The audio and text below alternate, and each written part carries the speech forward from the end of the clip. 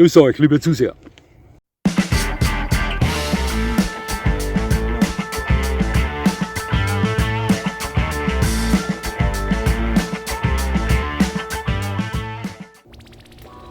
Nochmal herzlichst willkommen, liebe Zuseher, hier auf meinem Kanal. Ich freue mich sehr, dass Sie da sind. Und gleichzeitig möchte ich Sie herzlich willkommen heißen in einer neuen Serie auf Dog Special namens Länderwettkampf der besten Allrounder. Liebe Zuseher, Sie kennen meinen Kanal.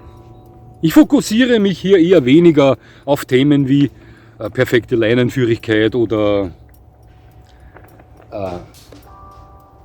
wie schaffen Sie es, Ihren Hund in perfekter Art und Weise ab- und rückzurufen und so weiter. Sie wissen, was ich meine. Ja?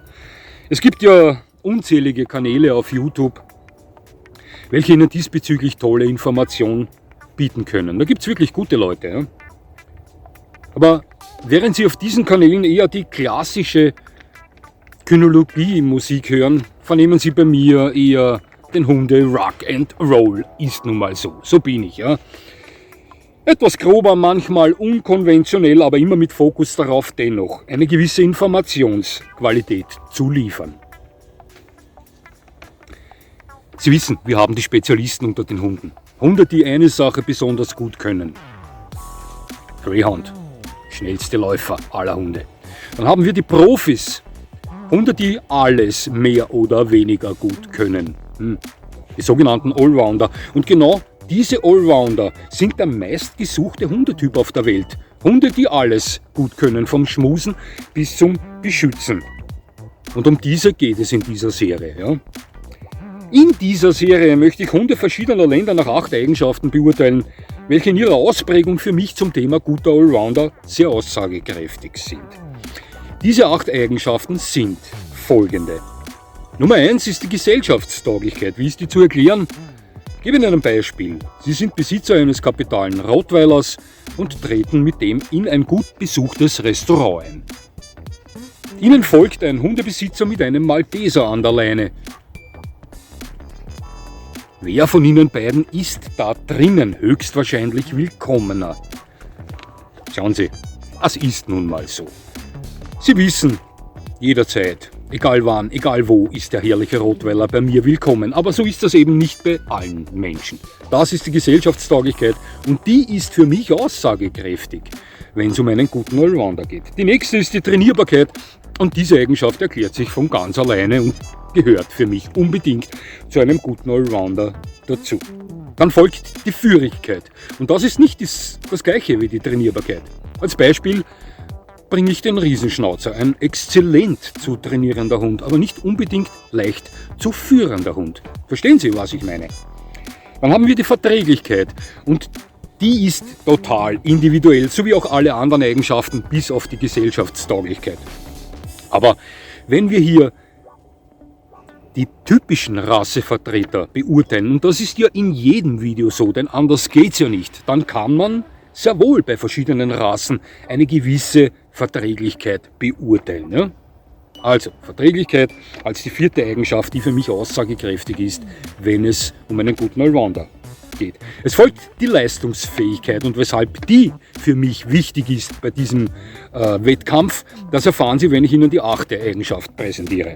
Nun kommt die Wachhunde-Eigenschaft, für mich persönlich sehr wichtig bei einem Allrounder. Dasselbe gilt für folgende, und das ist der Schutzhund. Ein guter Allrounder sollte für mich einen gut ausgeprägten Schutztrieb vorweisen. Nun zur 8. Eigenschaft, die es zu beurteilen gilt, und das ist der Aktivitätenradius. Und hier kommt auch die Leistungsfähigkeit dann zu tragen. Schauen Sie, ein guter Allrounder unter den Hunden sollte universell einsetzbar sein. Im Winter, im Sommer, ja, beim durch die Wälder fetzen, beim Entspannen, im Garten. Ja. Wenn Sie jetzt solch ein sportlicher Mensch sind, dann sollte Ihr Hund auch gewillt sein, da dabei zu sein, egal wo. Ja. Und dementsprechend leistungsfähig sollte er auch sein.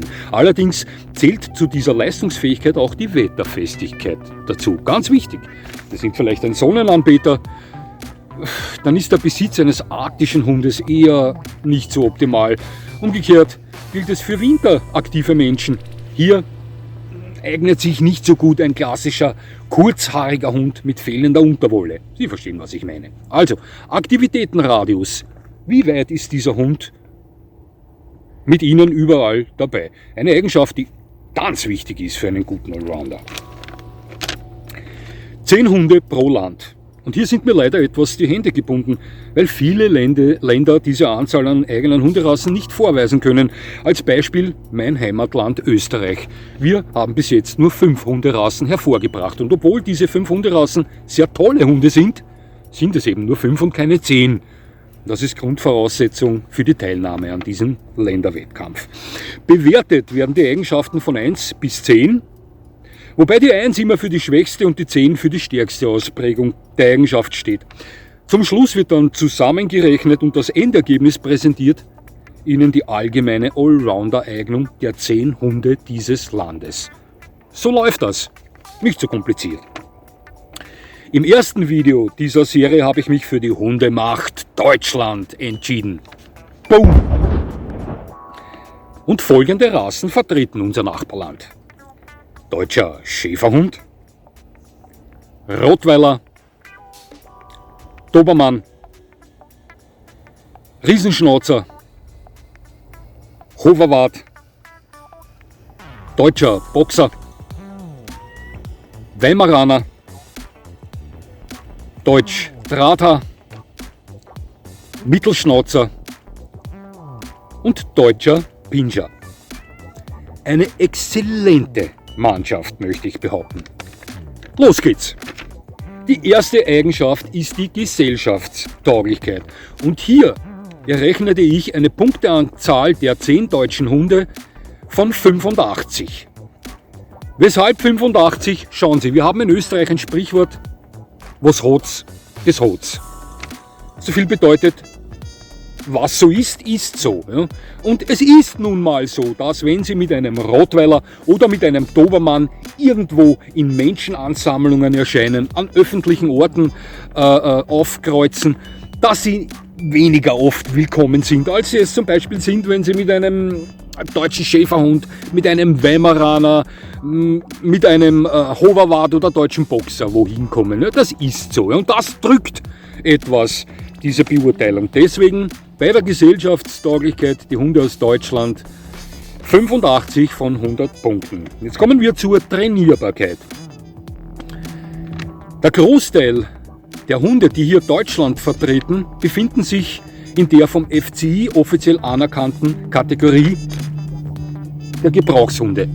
Ich weiß nicht, was da soeben an mir vorbeigeflogen ist, aber ich spürte diesen Luftzug. Dass hier also eine höchste Trainierbarkeit vorliegt, das überrascht uns alle nicht. Ja? Tut sie auch, denn ich errechnete eine Punkteanzahl von 93 von 100 zu erreichenden bei der Trainierbarkeit für die Hunde aus Deutschland. Also ganz, ganz, ganz stark. Die nächste Eigenschaft, der wir uns widmen, ist die Führigkeit. Und hier erreichen die Hunde aus Deutschland 77 Punkte. Weil es nun mal so ist, dass zwar Riesenschnauzer, Dobermann, Rottweiler und Co. höchst trainierbare Hunde sind, aber nicht unbedingt leicht zu führende Hunde sind. Also Sie werden mir zustimmen, wenn ich sage, dass jeder Golden Retriever, typische Golden Retriever, leichter zu führen ist als die üblichen Verdächtigen aus Deutschland. Ja. Das ist der Grund. Deswegen eine Punkteanzahl von 77 bei der Führigkeit für die Hunde aus Deutschland. Verträglichkeit, und das ist eine Eigenschaft, wo diese 10 Vertreter ziemlich schwächeln. Schauen Sie. Sehen Sie sich diese Hunde mal an.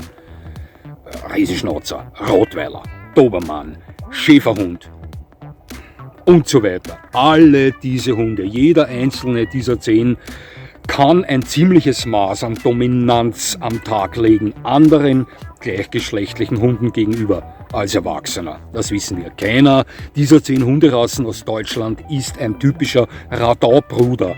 Das möchte ich damit nicht sagen. Aber auch keiner dieser 10 Kapazunder hier aus Deutschland geht im Erwachsenenalter als selbstbewusster Hund einem Streit aus dem Weg. Ja. Also, bei der Verträglichkeit erreichen die Hunde aus Deutschland eine Punkteanzahl von 56. Leistungsfähigkeit. Alle diese deutschen Hunde sind höchst leistungsfähige Hunde. Sie sind alle schnell, sie sind alle stark, beweglich, sie sind alle ausdauernd. Wo sie schwächeln, ist die Wetterfestigkeit. Wir haben hier 3, 4 Vertreter dabei, die nicht so wirklich wetterfest sind. Als Beispiel nenne ich Ihnen den Rottweiler, der Ihnen mit Sicherheit als einer der ersten bei Hitze wegbricht. Ich weiß, dass es so ist. Ja. Mir haben das auch schon so viele Rottweiler-Besitzer bestätigt. Hätten sie nicht müssen, denn ich habe sie ja schon so oft gesehen. Beim deutschen Boxer, beim Dobermann und vielleicht auch beim deutschen Pinscher ist es allerdings so, dass sie recht leicht, vielleicht früher zu frieren beginnen als andere Hunde. Also bei minus 10 Grad wird es da schon sehr knapp. Also diese mangelnde Wetterfestigkeit bei 3, 4 Hunden dieser 10 Vertreter, die drückt etwas, diese Beurteilung. Und dennoch erreichten die deutschen Hunde eine Leistungsfähigkeit, die von mir mit 82 Punkten beurteilt wurde. Immer noch ein Top-Wert, möchte ich sagen. Eigenschaft Wachhund. Alle 10 dieser Hunde sind vorzügliche Wachhunde. Wir haben da einige perfekte Wachhunde dabei, aber alle sind sehr gute Wachhunde. 92 Punkte bei der Eigenschaft Wachhund für die Hunde aus Deutschland. Eigenschaft Schutzhund. Bei diesen 10 für mich der beste Schutzhund der Welt dabei mit dem Riesenschnauzer. Einige der besten Schutzhunde der Welt und sehr gute Schutzhunde. Deswegen erreichten die Hunde aus Deutschland bei der Eigenschaft Schutzhund eine Punkteanzahl von 90 und das ist bärenstark, liebe Zuseher. Die letzte Eigenschaft ist der Aktivitätenradius und hier glänzen sie am meisten, denn hier erreichten sie 94 von 100 Punkten. Wieso? Nun, weil ich denke, dass man alle 10 dieser Hunde aus Deutschland überall einsetzen kann. Auch den Rottweiler bei Hitze, wenn man schwimmen gehen möchte. Er hat Wasser, kann dort baden gehen, knapp wird's bei Wanderungen in der Wärme. Ganz klar. Dobermann, deutscher Boxer, deutscher Pinscher, auch bei Kälte, wenn man ihnen eine dementsprechende Bekleidung überzieht. Geht alles, wenn man möchte. Ja. Aber wie gesagt, etwas gehandicapt durch die verminderte Wetterfestigkeit, 3, 4 Hunderassen dieser 10. Trotzdem, 94 Punkte ist der höchste Wert, den die deutschen Hunde in diesem Vergleich hier erreichen und der ist meiner Meinung nach auch zutreffend bei diesen 10. Also das sind, wenn es um die Einsetzbar geht, ganz tolle Hunde. Wir sind jetzt fertig, was haben wir zum Schluss? Die 10 deutschen Hunde erreichen bei diesem Vergleich eine Gesamtpunkteanzahl von 669 bei 800 möglich zu erreichenden Punkten. Und das ist ein bärenstarker Wert. Das sind 83,6% Allrounder-Eignung für die Vertreter aus Deutschland. Und die gilt es erstmal zu schlagen. Das wird für keine Nation leicht. Das sage ich Ihnen gleich. Ja, das war das erste Video dieser Serie mit Deutschland als Starter. Eine Wespe quält mich da. Ich hoffe, sie sticht mich nicht. Zurückstechen kann ich schlecht. Und als nächstes möchte ich mich auf das bärenstarke Hundeland USA konzentrieren. Ich weiß ja selbst noch nicht, wie die abschneiden. Ich habe das Video noch nicht gedreht, ich habe mich da noch nicht rein recherchiert, aber ich weiß, dass die USA einige Kapazunder dabei hat, wenn es ums Thema Allrounder geht. Und auf das bin ich schon sehr, sehr gespannt. Also nochmal zurück. Deutschland, Gesamtpunkteanzahl 669 von 800. Das sind 83,6% Allrounder-Eignung und die muss man mal schlagen. Und das wird mit Sicherheit nicht leicht. Liebe Zuseher, es hat mich sehr gefreut, dass Sie mir zugesehen haben. Ich würde mich natürlich freuen, wenn Sie mir weiterhin zusehen. Sie wissen schon, Rock and Roll. Und jetzt wünsche ich Ihnen noch einen schönen Tag. Und das war's schon wieder.